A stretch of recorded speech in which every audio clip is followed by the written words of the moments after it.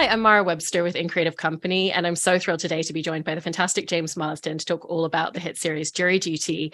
And in starting to talk about the first conversations that you had when you came on board with the show with the creators Lee Eisenberg and Gene Stupnitsky, I know it was very important to you right from the offset that the humor was never going to be directed towards Ronald and that it was all kind of internal projections. And I was interested because you kind of laid that groundwork with them very early on, as you started to look at certain scenes and scenarios in terms of what the script was, how that kind of informed the way that you wanted to begin setting up a lot of the comedy that you were self-projecting onto your character of James Marsden rather than projecting it out towards anyone else.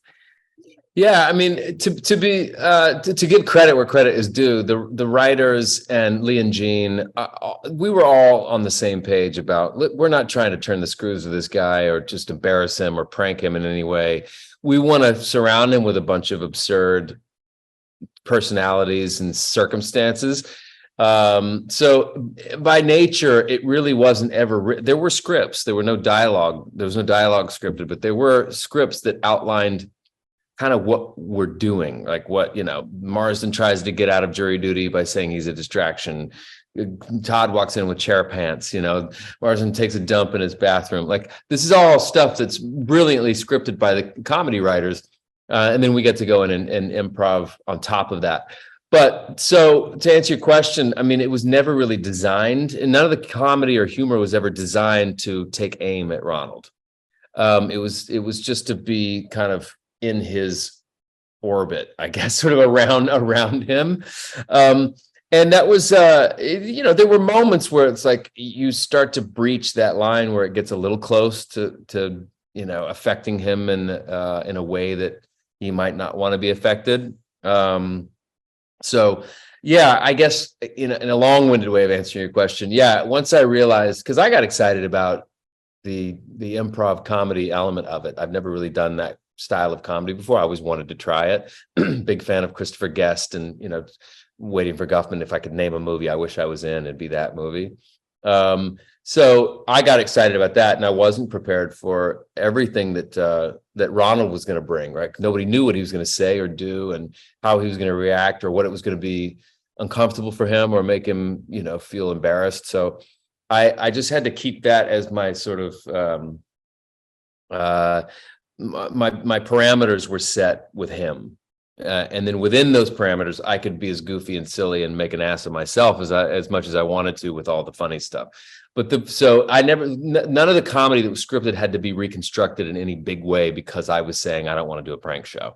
It was always designed to be, circumstantial around him. And it was always like, let's see how he'll react to this. Let's see how he'll react to this.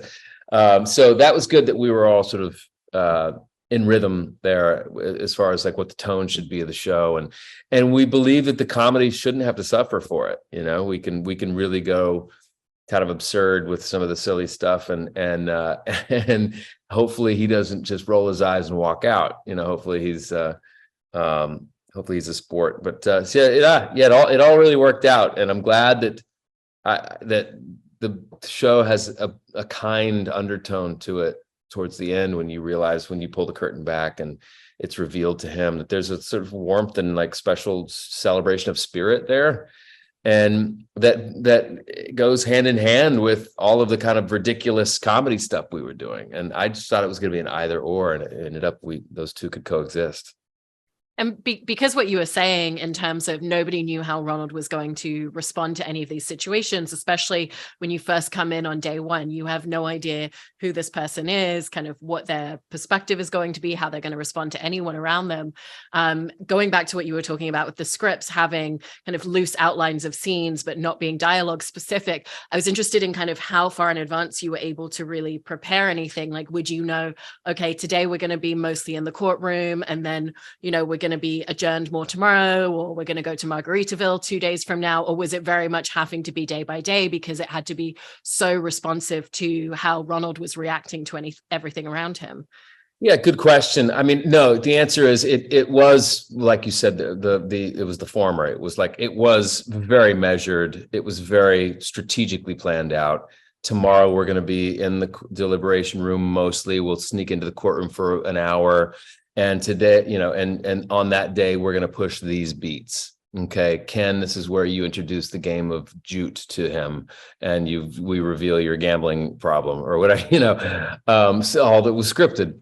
And so we relied on that architecture that the scripts provided to kind of give us a schedule outline of what we're going to be doing day to day. Now, keeping in mind that if Ronald does something, or there's something that starts to like, I don't know, something comes in and shifts the plan, you have to be flexible, and there has to be some level of adaptability to be able to kind of pivot with all of that. And there were moments where we did do that. We were supposed to go and do the taco truck this day, but we had to postpone it a day because of this. And, so there's a certain degree of flexibility that was woven into the planning of this whole thing. But that said, we couldn't just fly by the seat of our pants and make everything up and do whatever we wanted day to day and just follow him around with cameras. There had to be a real structure to it. And then knowing that structure was bendable, you could bend that to some degree based on how he's feeling or reacting. And there were days where we were meant to come in the next day and really push,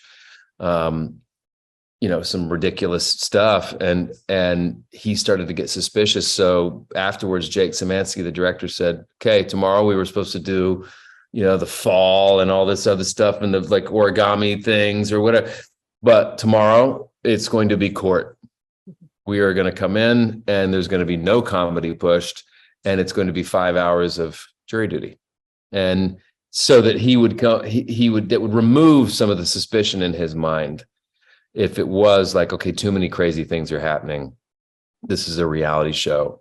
Okay, well, tomorrow, guess what? It's jury duty. And so that would help him go, okay, well, maybe this isn't a reality show because that was so boring the last 5-6 hours of nothing, So we were constantly toying with that reality and pulling back, and then, okay, open the floodgates a little more if he got comfortable.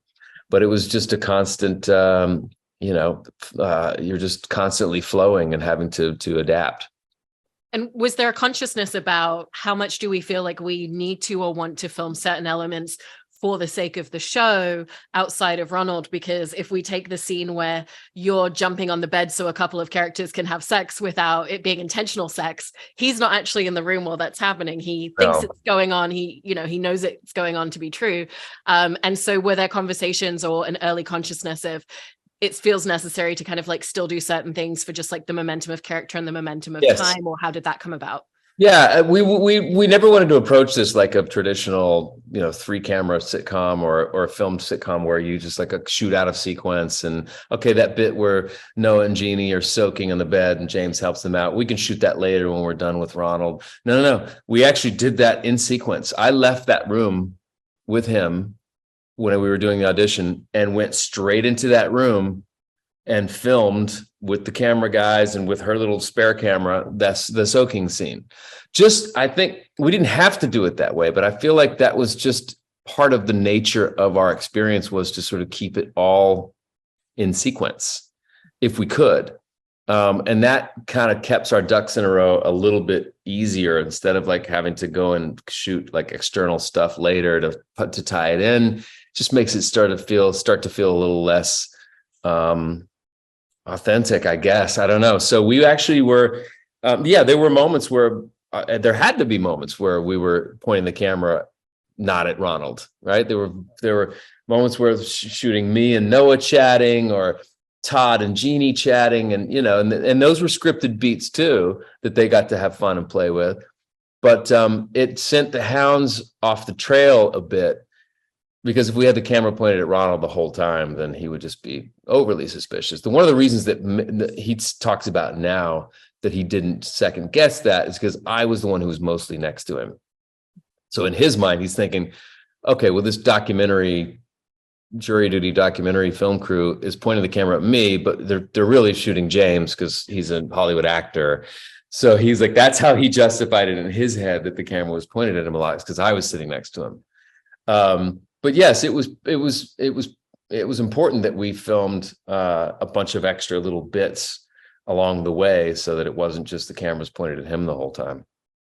And you mentioned that part of what you were excited about with this project was the opportunity to step into the world of improv. But it's such a fascinating exercise as a performer, with the fact that you have a whole slew of scene partners, this really great ensemble, and everybody is aware. And at the end of the day, after Ronald leaves court, you can have conversations, you can talk to the directors together, and you can kind of have that feedback. But you don't have that feedback throughout the day. You don't have the ability to stop between scenes and have conversations. And one of your main scene partners, in the form of Ronald, is someone who has no idea that they're essentially a scene partner and that you're responding to everything that they give you. And so what was that dynamic of going through the day and essentially playing out this slew of scenes, and having one group of scene partners that you could really kind of have these little kind of silent communications and conversations with, and then one person who is a vital scene partner, but that it's really kind of all how you're interpreting their feedback? Right. Yeah, no, it's a great question. I mean, I had the opportunity to, they asked if I wanted an earwig in so that I could hear the writers and Jake saying, hey, maybe say this, maybe say that. And I didn't want it for a host of reasons. One, I thought he would see it because I'm right next to him most of the time, and he probably would have. Two, I didn't want anything to interfere with my me doing what I wanted to do.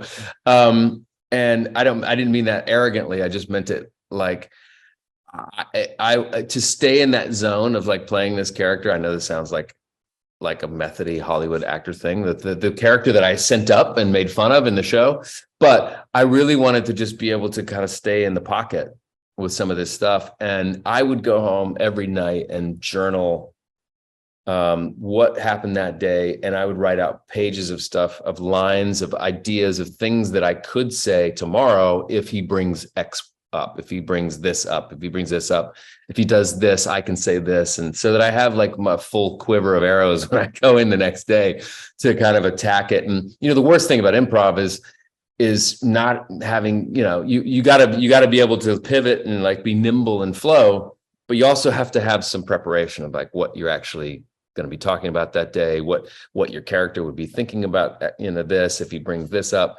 So it was, you know, you're kind of in there and without a net, and I kind of loved it. I loved it. But I've never been more prepared, because I didn't have a script, because I didn't have here are your lines to memorize. It was great to not have to memorize anything. But it also was a little like, oh boy, I better be funny. I better be on my game. But there was some, I know I'm probably getting off on a tangent from what you asked, but there was something really appealing to me about not having to think about the dialogue that's scripted in the scene, about not really knowing if this show is even going to work, who's going to see it. It felt kind of like low budget, kind of small, contained show. And that removed any sort of nerve I had about performance or about anything. I just got to do what I wanted to do and say the things that I thought were funny. And, you know, look, we're in there for 5-6 hours a day. So there's mountains of footage out there that obviously didn't make the cut of 7 25-minute episodes. So I was able to kind of throw a lot at the wall and see what stuck. And then, you know, the good stuff, they go in and kind of, you know, take that out and cut it together and put it in the show.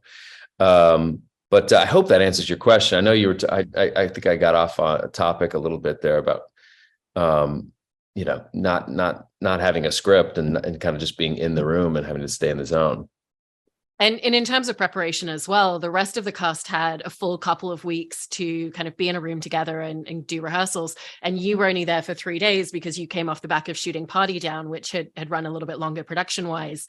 And so when you came in for those 3 days, what were the most important things that you wanted to get out of it, that you wanted to understand about how this entire dynamic was going to work and kind of how you were going to set up scenes with your character, James Marsden? Yeah, I mean, I was... Again, the first day of rehearsal, I was so excited because I just was in a room full of really talented improv artists who know the rules of long form improv. I don't. I just am a mimic, and I've loved, like I said, Christopher Guest movies, and obviously Curb Your Enthusiasm with Larry, and then the Larry Sanders Show with Gary Shandling. I mean, it's like I love this idea of having a structure and then get in the room and just playing. So I was excited about that. And then the second day of rehearsals came, and the nerves started to creep in about the wild card, about who this guy is. How do we get him to do this if he doesn't want to do this? How do we get, all the like, oh shit, I have to make sure to remember to bring my badge this day, because it's a prop, and I have to remember to sit in this chair because he needs to sit here. Don't get there too soon because otherwise you'll be separated from Ronald. And all the logistics of it started freaking me out. And then on top of it, it really started to set in that we're going to be keeping this guy in the dark for almost 3 weeks of his life. And I don't know any other show that's done that before. I mean, Sacha Baron Cohen messes with people for an afternoon, and it's just him. It's not a full cast of people and crew. So I started to panic about the sort of ethics of the whole thing. Like, is this even a nice thing to do to somebody, even if your plan is to celebrate their spirit and their humanity and their goodness and kindness at the end of it? He's, again, you just cross your fingers and hope that this is something that he accepts at the end of the day. And you just don't know how he's going to respond. So I started worrying about that. And that made me, I always knew that the comedy was going to be there. I always knew that if we just sort of, kind of like left it to the wind, like it was that the comedy was always going to be there. The funny stuff was always going to be there. What we had to make an effort to do, or I thought we did, is to make sure our North Star was protecting this guy and never doing anything that's going to make him be the butt of the joke. Let's just kind of be this, circus of eccentric weirdos surrounding him. But in the rehearsal period, there was a moment where I was really worried about if this is the right thing to do or not, because I did not want to do a prank show. So I was calling my agent going, one, I don't know if this is morally right to do. And I probably was too concerned about that. But in hindsight 2020, I'm so glad I did, because it's one of the reasons why the show works so well, is because he's so taken care of and so celebrated as this good person. But I also thought, I'm not as prepared as the rest of these actors. Like, one, they've been rehearsing for over 2 weeks. Two, they know how to do improv and all this stuff. And I was like, maybe someone else needs to do this. And because then on top of it, you're just thinking, oh, what if this goes bad? Like, what if this goes off the rails? And what if over time I start to see him panicking and sweating and being uncomfortable? And like at two weeks into it, I'm like, I got to back out. So I really was on the fence before we started shooting, and I didn't want to be unfair to the production. I was like, well, I can't screw them and leave now. But there were moments where I was like, I don't know if I can do this.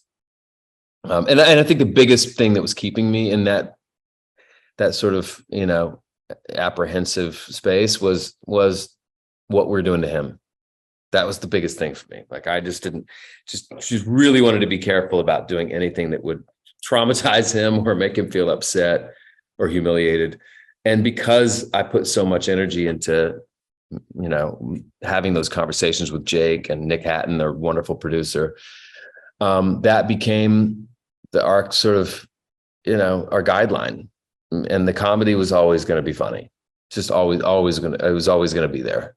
But we kind of had to like rebalance it a little bit so that we're really making sure we're taking care of him along the way. And obviously so much of why the show works as well is just Ronald's personality and the way that he so consistently sees the best in people.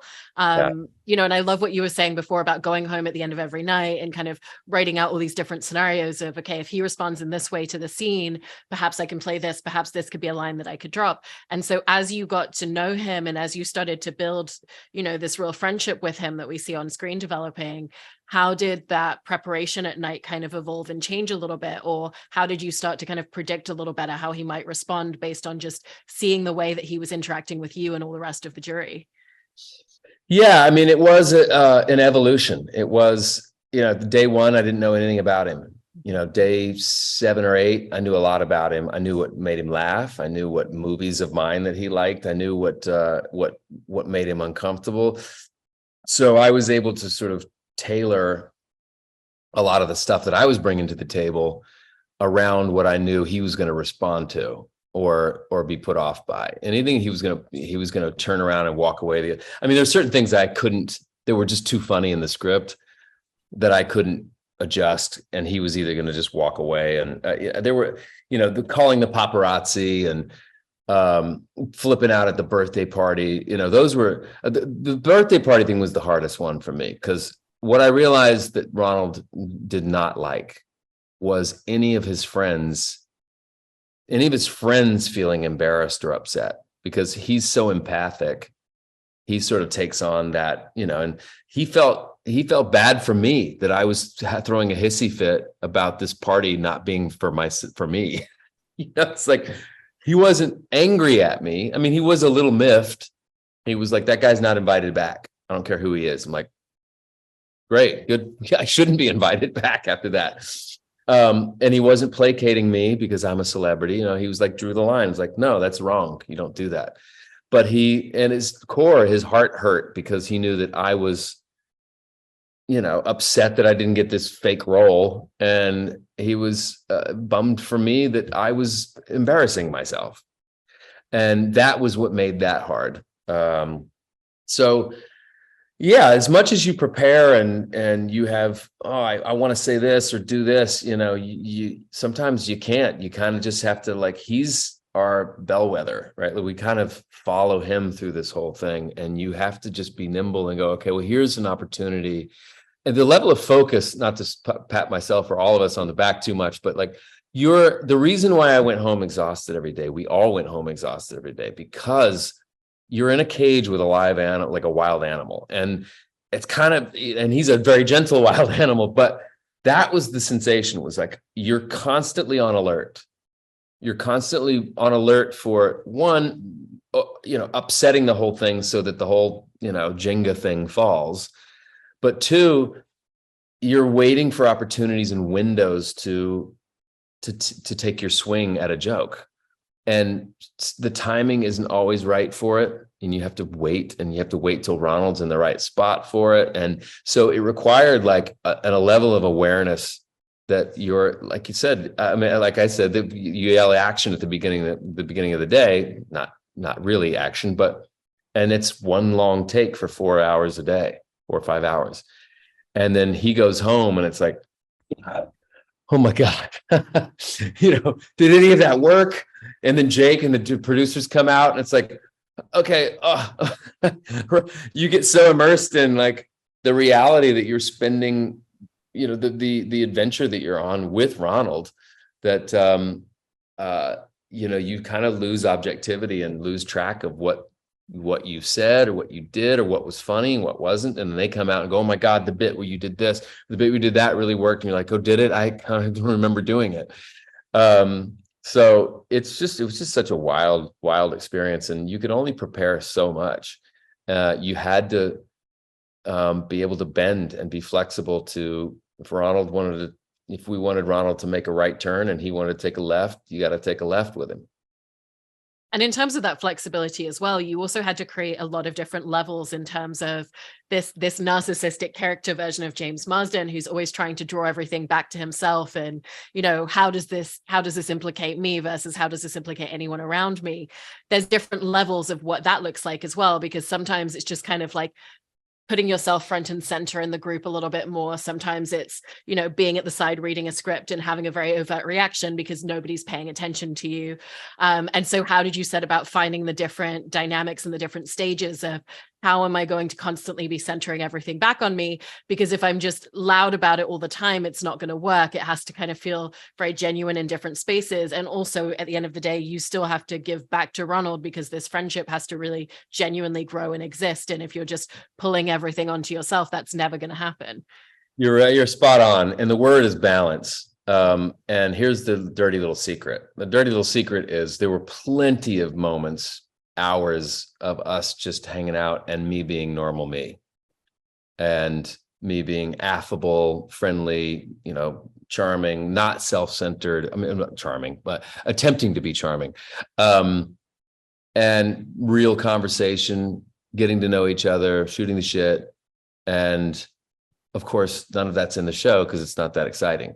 But that gave us groundwork that just we put deposits into what we call the reality bank. There has to be a good amount of time where we're just actually, it doesn't feel scripted. Nothing feels sensationalized. Nothing feels like a reality show, where we're just here at jury duty.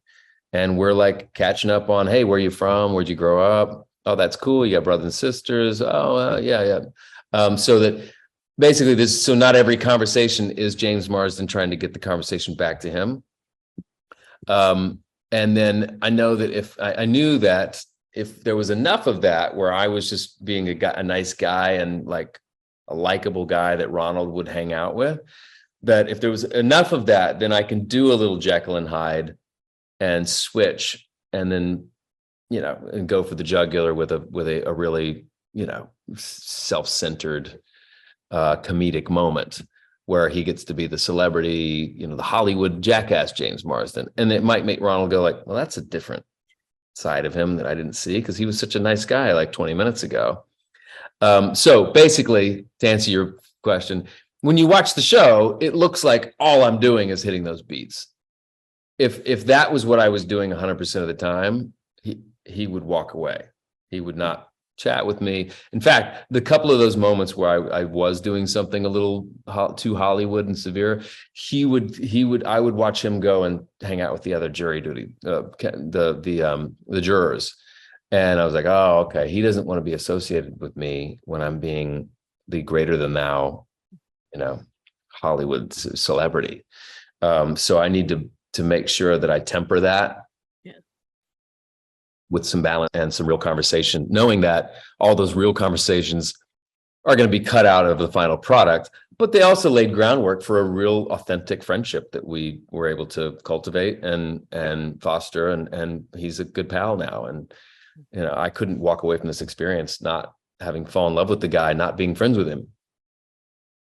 Was there kind of a delayed catharsis in terms of playing this character and making this show? Because you've spoken previously about how there were aspects that you pulled into the narcissistic version of James Marsden for the show, which were things that you've witnessed and seen other people doing, where they get a little bit self-granulating in working in production and being performers. And so was there kind of a catharsis in being able to kind of have absorbed some of that over several years and then having an outlet to kind of express it and let it out? Oh, yes.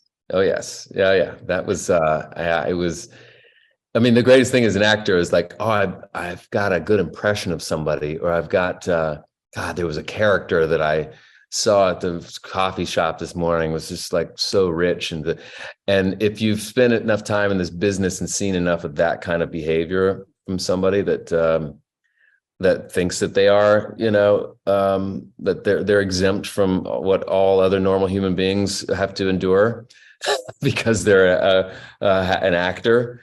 So yes, it was cathartic to be able to go in and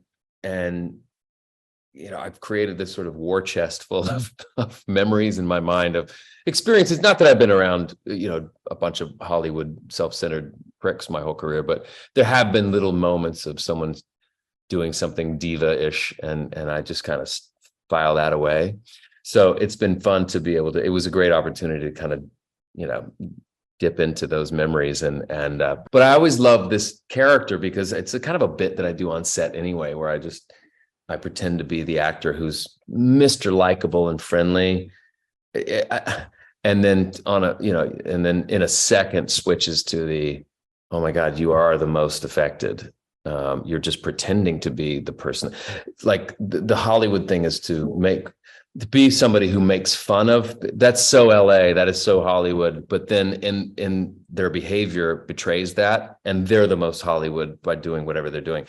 Anyway, so yes, it was fun to be given permission to to be as unsavory and self-absorbed as I was in this. And there's a subtle and sometimes not so subtle wink to the audience of like, hey, this is me making fun of, celebrity, essentially.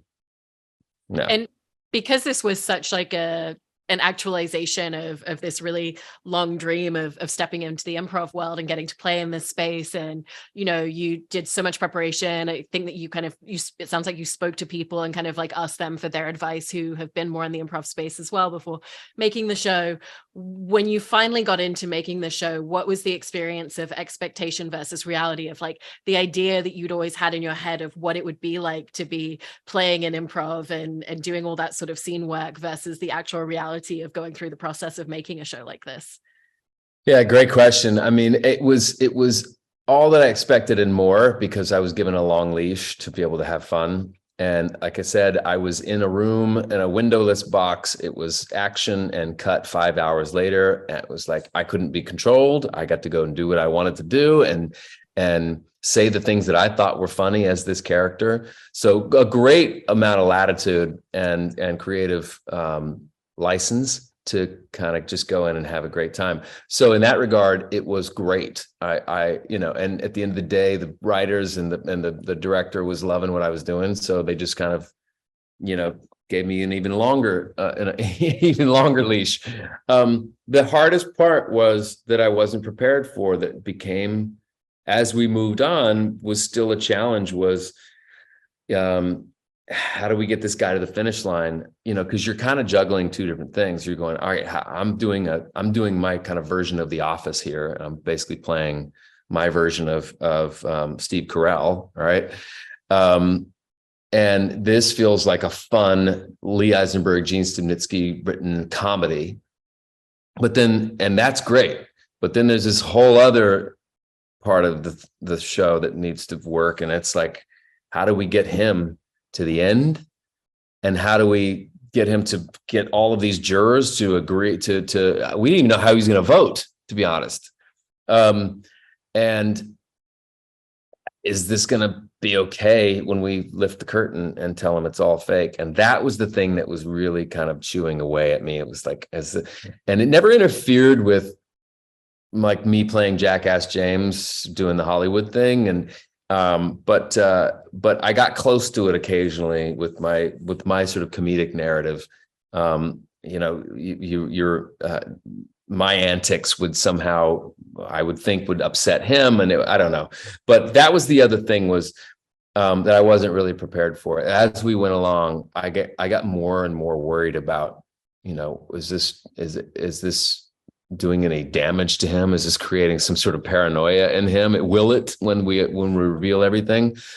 The thing that calmed my nerves about it all was seeing what a good spirit he was, and what a good, you know, I mean, he just kind of, the characters that were created to turn him off or to like weird him out, like he put his arm around them, and he took Todd on a shopping spree and showed him the Bug's Life. And like, he really was just one of the more pure-hearted, kind, you know, positive, not a cynical bone in his body personalities. So that gave me hope that by the end of it, but it also made me go, well, yes, we're celebrating this guy's humanity and his spirit at the end of this, but this is a really unconventional way of doing it. It's like, you know,